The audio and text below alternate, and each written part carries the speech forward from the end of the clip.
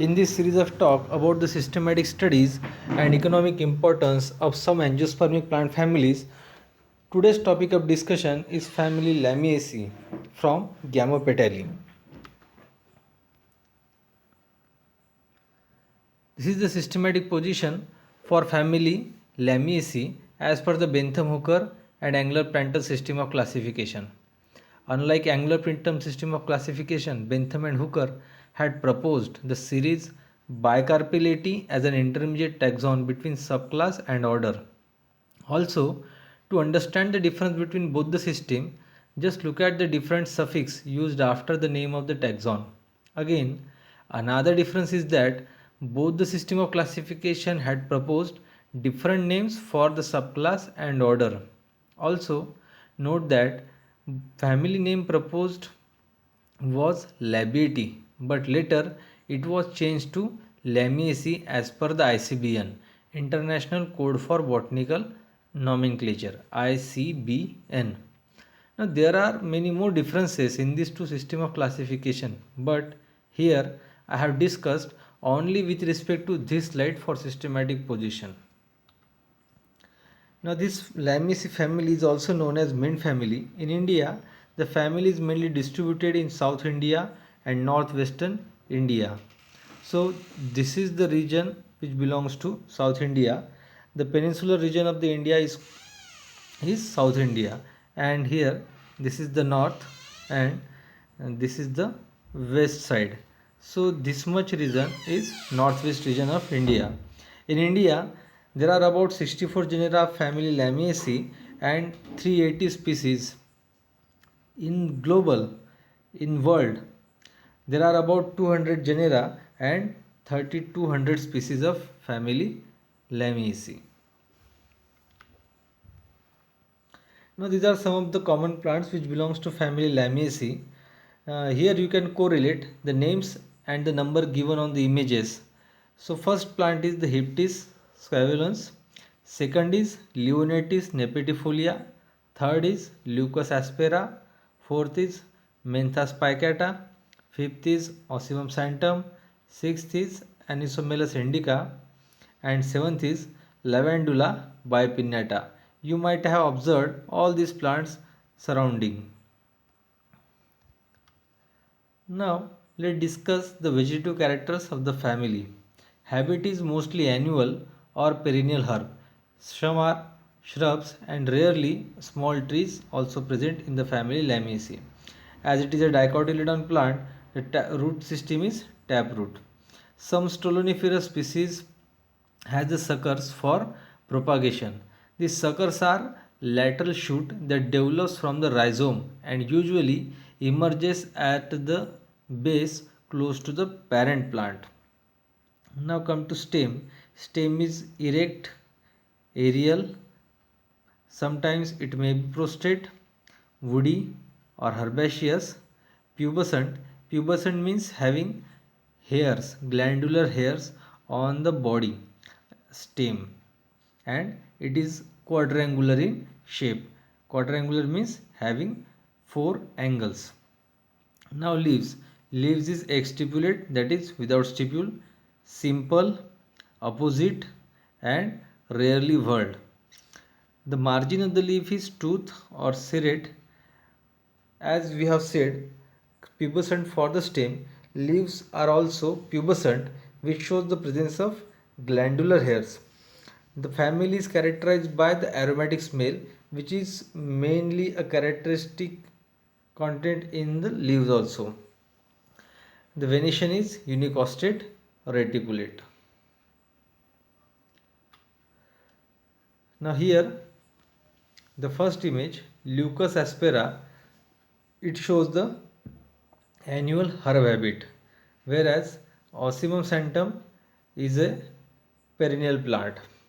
The Plectranthus ecoli is a shrub and Vitex nigundo is a small tree. In the last you can see a taproot system, which is a characteristic feature of dicotyledons. In the previous slide we have seen the suckers. Now just see. So this is the stolon. This is stolon, and here you can see a small protumberine structure which emerges at the base, and from this protumberine structure a complete plantlet is developed. So the some of the members of this family also propagate by means of suckers. In the previous slide, when we are talk about the pubescent nature of plant, there we said a glandular hairs. Here you can see a glandular hairs. These are glandular hairs, and this part shows non-glandular. So you can differentiate between the different kinds of hair present on the plant body. We have also said a quadrangular stem. Here you can see a quadrangular type of stem. The leaves are opposite. Here from the node one leaf has arranged in this fashion, and from the another node the leaves are arranged and in this fashion. So it is a opposite decussate type of phyllotaxy. Leaves are generally exstipulate, that means without stipule. Stipule is nothing but the small leaf-like structure which arises at the base of petiole. So in the family Lamiaceae, leaves are generally exstipulate. Now come to the floral characters. In the floral characters, the family shows a special kind of inflorescence which is known as verticillaster type of inflorescence. This is a mixed type of inflorescence in which where we can observe a cymose as well as racemose type of structures. In the verticillaster inflorescence, if we look at upside position from the base towards the apex, then it shows the racemose fashion. The older flowers are present at the base and younger ones are also present at the apex. Whereas if you look at a bud nodal position, the group of flowers they are arranged in cymose fashion. That means older flower terminate the axis, whereas younger one are present below to it. So older at the apex and younger at the base. So verticillaster is nothing but the combination of cymose and racemose, where cymose is present at the nodal position and racemose is from the base to apex, you can see. So this is a same but in image. This is diagrammatic presentation. The flowers are bracteate. Bracteate means presence of bract. Bract is nothing but it is a small leaf-like structure present at the base of pedicel, that is leaf, that is a stalk of flower. So this is bract. The flowers are perfect. Perfect means having all the four floral whorls: androecium, gynoecium, calyx and corolla. It is hermaphrodite, that means bisexual, having both male and female, androecium and gynoecium. Mostly flowers are zygomorphic and rarely they are actinomorphic. Zygomorphic means a flower can be divided into two equal halves by only one plane passing through its center, whereas actinomorphic means flower can be divided into two equal halves by any plane passing through the center. Here this flower they shows actinomorphic nature, while these flowers they are zygomorphic in nature, because this flower can be divided into two equal halves by only one plane. While if you observe these flowers, they can be divided into two equal halves by more than one plane. So they are actinomorphic. The flowers are pentamerous, means having four members of each whorl, five members, and the flower is hypogynous. Hypogynous means the floral whorls arises from the base of the ovary, whereas ovary is present above all other floral whorls. Now come to calyx and corolla. As it is a pentamerous, calyx is 5. They are gamosepalous, that means fused calyx. Estivation of the calyx is valvate and rarely it is imbricate, and the calyx is persistent. That means calyx can be observed even at the maturity or after the formation of seed also. Just look here. This is the gamosepalous calyx, and here it is a imbricate and valvate estivation. Valvate means a floral valves, they are lying side by side to each other without overlap, whereas in case of imbricate, one member is completely inside, one is completely outside, and other three they are alternating with each other. We have said calyx is persistent in nature. Here you can see inner to this they are green ball like structure, they are nothing but seeds, and this green envelope, green covering is persistent calyx. Now come to corolla. Corolla is also 5, that means petals they are 5. Gamopetalous, here also you can see petals are fused, differentiated into tube and limb. This is the tube of the flower and these they are limbs.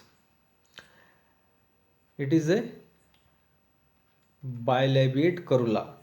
Bilipt or bilabiate corolla is zygomorphic gamopetalous corolla in which petals are so fused together that they appear to be divided into two separate leaves. As here you can see, this is one major leaf and these are different. Same you can observe in here, this is one major and these are different. And estivation is usually imbricate in case of corolla. We have already explained what is imbricate type of estivation. Now come to androecium. Androecium they are 5, but among 5 one is staminode. Staminode is nothing but the sterile anther or sterile stamen. So usually only 4 fertile stamen are present. The condition is didynamous. Didynamous stamens means having 4 stamens in 2 pairs of different filament length. The stamens can be inserted or exserted. Inserted means the length of the filament of the stamens is short and so they don't cross the length of corolla tube. They remain inside the corolla tube, so they are inserted. Whereas when length of the filament of the stamen is more as compared to the length of corolla tube, then stamen come outside the length of corolla tube. At that time it is called as exserted. Now they are epipetalous, that means stamens are present on the petals, they alternate with the corolla lobes. They are diathecous, having 2 lobes. Intros means stamens are facing toward the gynoecium, and if the stamen face outside the, or you can say away from the gynoecium, then they are called as extros. They are dorsifixed, that means filament is attached to the anther lobe at its dorsal position, so they are dorsifixed. The gynoecium is 2, as you can see here, gynoecium is 2.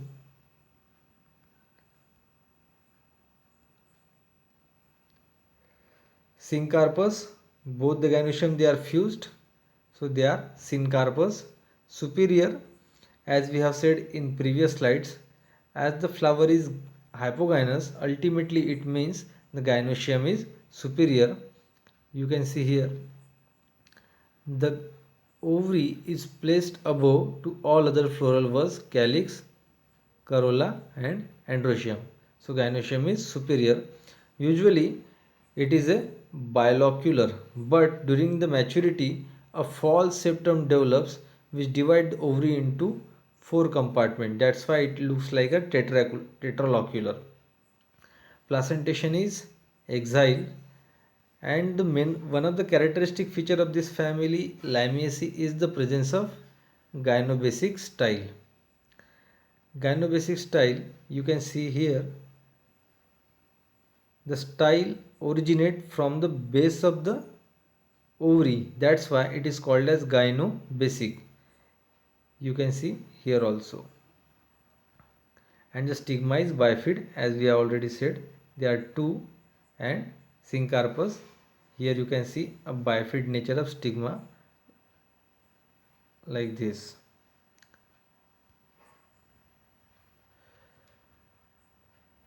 Now the fruits and seeds.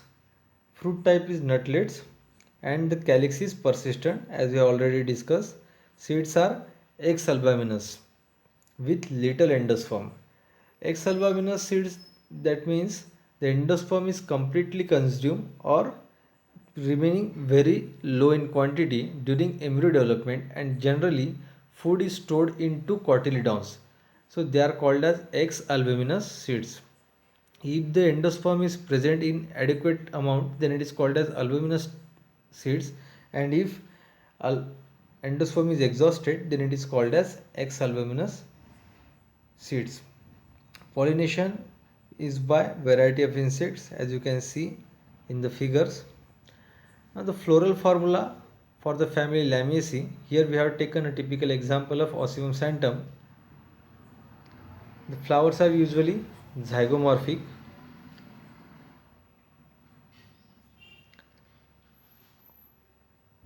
They are bisexual.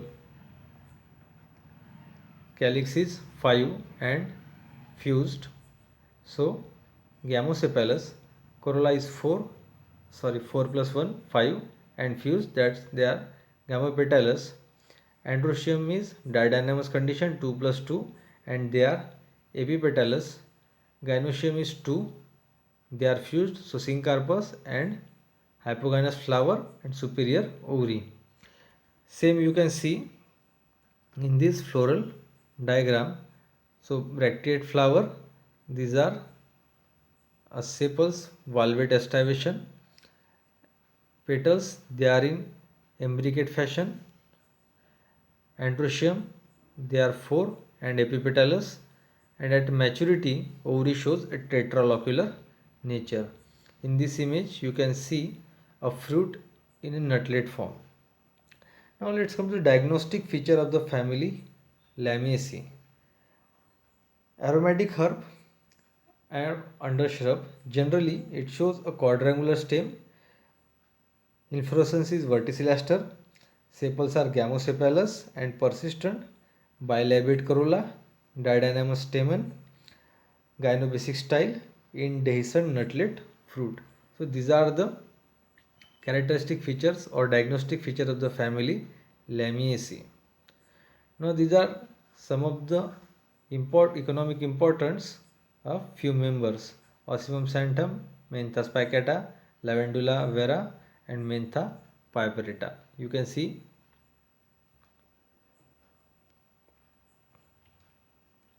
I hope you understood the topic. If you like the content of the topic, please subscribe to the channel. Thank you.